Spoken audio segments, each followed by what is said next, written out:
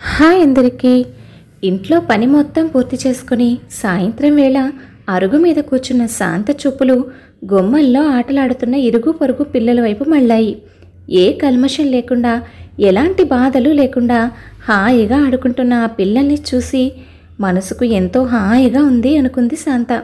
ఇంతలో వెనక నుంచి వచ్చిన శంకరం భార్య భుజం మీద చెయ్యి వేసి, ఏమిటి శాంత, ఆ పిల్లల వైపు అలా చూస్తున్నావు అంటూ పక్కన కూర్చుని అడిగేసరికి, ఆ పిల్లల్ని చూస్తుంటే మన గీత పిల్లలు గుర్తొస్తున్నారండి. పాపం ఎలా ఉన్నారో, ఏం చేస్తున్నారో, టైంకి సరిగా తింటున్నారో లేదో, ఈ వయసులో వాళ్ళకి రాకూడని కష్టం వచ్చింది అంటూ కాస్త ఆగి, ఏమండి మీరు ఏమీ అనుకోనంటే నాదొక మాట. ఏమిటి శాంత, చెప్పు. గీత పిల్లల్ని మనం పెంచుకుందామండి అంది శాంత గొంతు చిన్నది చేసి. ఏం మాట్లాడుతున్నావు నువ్వు? ఇప్పుడు కాకపోతే భవిష్యత్తులోనైనా మనకి పిల్లలు పుడతారు. అప్పుడు గీత పిల్లలతో పాటు మన పిల్లల్ని కూడా పెంచడం అంటే మనకు తలకు మించిన భారం అవుతుంది. నాది అంతంత మాత్రం ఉద్యోగమే కదా. ఆ పిల్లల్ని తలుచుకుంటే నాకు మాత్రం బాధగా లేదా? కానీ ఏం చేస్తాను చెప్పు. వాళ్ళ తలరాత ఎలా రాసుంటే అలా జరుగుతుంది. వాళ్ళని చూసుకోవడానికి వాళ్ళ నాన్న ఉన్నాడు కదా. అనవసరంగా వాళ్ళ గురించి ఆలోచించి నీ ఆరోగ్యం పాడు చేసుకోకు. నాకు బయట కాస్త పనుంది, అరగంటలో వస్తాను అంటూ బయటకు వెళ్ళాడు శంకరం. కూర్చున్న చోటే అలా ఆలోచనలో పడింది శాంత. గీత శాంతకు స్వయంగా ఆడపడుచు. అత్తమామలు లేకపోవడం వల్ల శాంత పెళ్లి చేసుకుని అత్తారింటికి వచ్చిన తర్వాత గీతకు శాంత వదినే అయినా తల్లి స్థానంలో ఉండి పెళ్లి చేసి పంపించింది.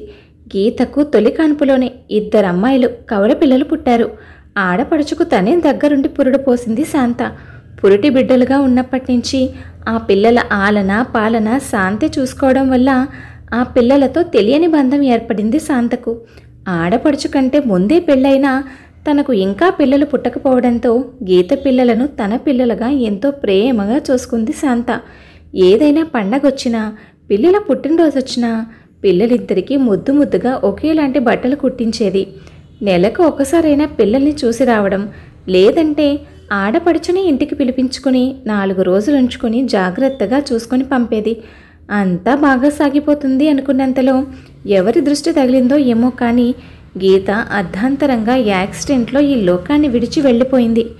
ఆ రోజు తల్లి శవం పక్కన గుక్క పెట్టి ఏడుస్తున్న ఆ పిల్లలు ఇంకా శాంత కళ్ళ ముందు మెదులుతూనే ఉన్నారు. గీత భర్తకు అతని తల్లి తప్ప ఆ పిల్లల్ని చేరదీసే బంధువులు ఎవ్వరూ లేరు. గీత అత్తగారికి సాధారణంగానే ఆరోగ్యం బాగుండదు. ఇక ఆమె ఆ వయసులో ఆ పిల్లల్ని ఎలా సాకుతుందో అన్న భయం శాంతను కుదురుగా ఉండనివ్వడం లేదు. గీత 10వ రోజు కార్యక్రమం రోజున శంకరం బావతో అన్నాడు, బావగారు పిల్లల్ని ఓ 4 రోజులు మా ఇంటికి తీసుకెళ్తాను అని. ఏదో 4 రోజులైతే మీరు తీసుకెళ్ళి తీసుకొస్తారు, ఆ తర్వాత ఎలాగూ మా తిప్పలు మాకు తప్పవు కదా, వద్దులేండి, మా పాటలేవో మేమే పడతాం అన్నాడు అతను. అతని మాటలోని ద్వంద్వార్థం శాంతకు అర్థం కాకపోలేదు. పిల్లల్ని 4 రోజులు కాకుండా మొత్తంగా తీసుకుపోమన్నారాయన. అప్పుడొచ్చిన వాళ్ళం. గీత పోయి దగ్గర నెల రోజులు గడుస్తున్నా మళ్ళీ వాళ్ళని చూడడానికి వెళ్ళలేదు. ఇలా అనేక రకాలుగా అక్కడ పిల్లలు ఎలా ఉన్నారో అనే ఆలోచనలు శాంతను కుదురుగా ఉండనివ్వడం లేదు. ఏ పని చేస్తున్నా వాళ్లే కళ్ళ ముందు మెదులుతున్నారు.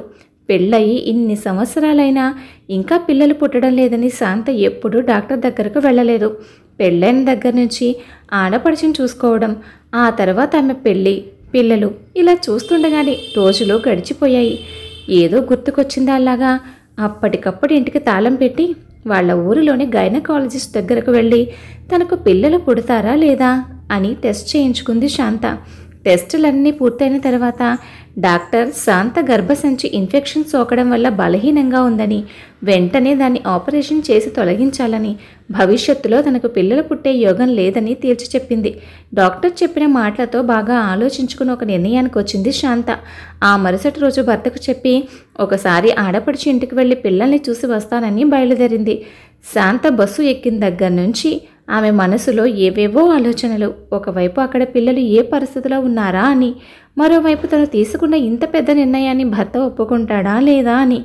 శాంత ఆలోచనలు సాగుతూ ఉండగానే తను దిగాల్సిన ఊరొచ్చింది. బస్సు దిగి నడుచుకుంటూ ఆడపడుచు ఇంటి గుమ్మంలోకి వచ్చేసరికి 5 సంవత్సరాల వయసున్న గీత పిల్లలు ఇద్దరూ ఇంటి గుమ్మంలో దీనంగా కూర్చునున్నారు. ఒక్కసారిగా పిల్లల్ని అలాంటి స్థితిలో చూసేసరికి శాంతకు దుఃఖం ఆగలేదు. ఎలా ఉండే పిల్లలు ఎలా అయిపోయారు? గీత ఉన్నప్పుడు పిల్లలు ముద్దుగా బొద్దుగా చూడముచ్చటగా ఉండేవారు. ఇప్పుడు మాసిన బట్టలతో నల్లగా బక్క చిక్కిపోయి ఉన్నారు. పిల్లలు అంటూ శాంత మాట వినబడేసరికి శాంత రాగాను గమనించిన పిల్లలు ఇద్దరూ మొహాలు పెద్దవి చేసుకుని పరిగెత్తుకుంటూ శాంత దగ్గరకు వచ్చి ఏడుస్తూ ఆమెను చుట్టేశారు. పిల్లల్ని కాసేపు ఓదార్చి శాంత వాళ్ళని తీసుకుని లోపలికి వెళ్ళేసరికి గీత అత్తగారు జ్వరంతో మంచంలో పడుకుని ఉంది. శాంతను చూసేసరికి ఆమె కూడా కళ్ళ నీళ్లు పెట్టుకుని, వచ్చావా తల్లి, రా, ఈ ఇంటి దీపం మహాలక్ష్మి లాంటి నా కోడలు గీత వెళ్ళిపోయాక ఈ ఇంటికి ఎలాంటి దుస్థితి పట్టిందో చూసావు కదమ్మా. గీత ఉన్నప్పుడు ఇల్లంతా నిండుగా లక్ష్మీ కళతో కలకల్లాడుతూ ఉండేది. ఇప్పుడు మూడువారిన చెట్టులాగా వెలవెలబోతుంది. నా కోడలు ఉన్నప్పుడు ఇంట్లో ఎవరికి ఏ సమయంలో ఏం కావాలో తెలుసుకొని సమయానికి అమర్చిపెట్టేది. ఇప్పుడు నా పని నేను చేసుకోవడానికే కష్టపడే నేను ఇంటి పని వంట పని చేసుకుంటూ ఈ పిల్లల్ని చూసుకోవడం చాలా కష్టంగా ఉంది. నా కొడుకు శంకరమేమో ఇంటిని పిల్లల్ని గాలి కొదిలేసి అన్నీ పోగొట్టుకున్న వాడిలాగా తిరుగుతున్నాడు. వాడికి గుర్తొచ్చినప్పుడు ఎప్పుడో ఇంటికి వస్తున్నాడు వెళ్తున్నాడు. నాకు బాగున్నప్పుడు ఓ ముద్ద వండి ఆ పిల్లలకు పెడుతున్నాను. 2 రోజుల నుంచి ఈ జ్వరంతో నేను లేవనే లేదు. ఇక ఆ పిల్లల్ని ఏం చూస్తాను తల్లి అంటూ కళ్ళనీళ్లు పెట్టుకుంది గీత అత్తగారు. ఆ ఇంటిని మనుషుల్ని అక్కడ పరిస్థితుల్ని చూస్తుంటే శాంతకు దుఃఖం పొంగుకొచ్చింది.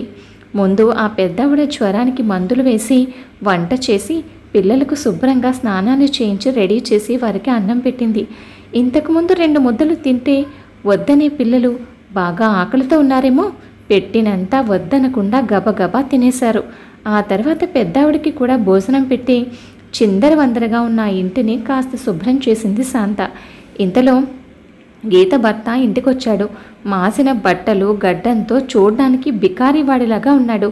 అతడు టీ తాగి కాస్త స్థిమితపడిన తర్వాత శాంత ధైర్యం తెచ్చుకుని పిల్లల్ని తనతో పాటు తీసుకువెళ్తానని, ఇక మీదట పిల్లలు తన దగ్గరే పెరుగుతారని, భవిష్యత్తులో ఎప్పుడు కావాలన్నా మీ పిల్లల్ని మీరు తీసుకువెళ్ళొచ్చని చెప్పింది. శాంత పిల్లల్ని ఎలా చూసుకుంటుందో మొదటి నుంచి తెలిసిన గీత భర్త ఆమె కోరికను కాదనలేకపోయాడు. అతనికి ఇక వేరే దారి లేక పిల్లల్ని శాంతితో పంపడానికి ఒప్పుకున్నాడు. పిల్లల్ని తీసుకుని ఆ రోజు సాయంత్రం బస్సుకే ఇంటికి చేరింది శాంత. ఆ రోజు సాయంత్రం శంకరం ఇంటికి వచ్చేసరికి పిల్లలిద్దరూ ఆనందంగా ఆడుకుంటున్నారు. భర్త రాకను గమనించిన శాంత కాఫీ కప్పుతో వెళ్ళి భర్త చేతికి కాఫీ అందిస్తూ, ఏమండి, మీకు చెప్పకుండా పిల్లల్ని తీసుకొచ్చినందుకు కోపంగా ఉందా అంటూ అడిగింది. భార్య చేతిలో నుంచి కాఫీ కప్పును అందుకుంటూ, కోపం ఎందుకు శాంత, ఆ పిల్లల పట్ల నీకన్నా నాకే ఎక్కువ బాధ్యత ఉంది. వాళ్ళు నా చెల్లెలి పిల్లలు. పెద్ద మనసు చేసుకుని నువ్వే వాళ్ళని ఆదరించినప్పుడు నాకెందుకు కోపం? నువ్వు వాళ్ళని చూసి వస్తానని వెళ్ళినప్పుడే నాకు తెలుసు వాళ్ళని వెంట పెట్టుకుని వస్తావని. నీ గురించి నాకు తెలియదా? నువ్వు ఏదైనా అనుకుంటే దాన్ని చేసి తీరుతావు కదా అంటూ నవ్వేశాడు శంకరం. ఇక అప్పటి నుంచి ఆ పిల్లలే ప్రాణంగా బ్రతుకుతున్నారు శాంత దంపతులు. మరోవైపు గీత అత్తగారు అనారోగ్యంతో మరణించింది. గీత భర్త మరో పెళ్లి చేసుకుని ఆ ఊర్లో ఇక ఉండలేక వేరే ఊరికి వెళ్ళిపోయాడు. కథ విన్నారు కదండి. కథపై మీ అభిప్రాయాన్ని తప్పకుండా కామెంట్ చేయండి. మరొక మంచి కథతో మళ్ళీ కలుద్దాం. ఉంటాను మరి.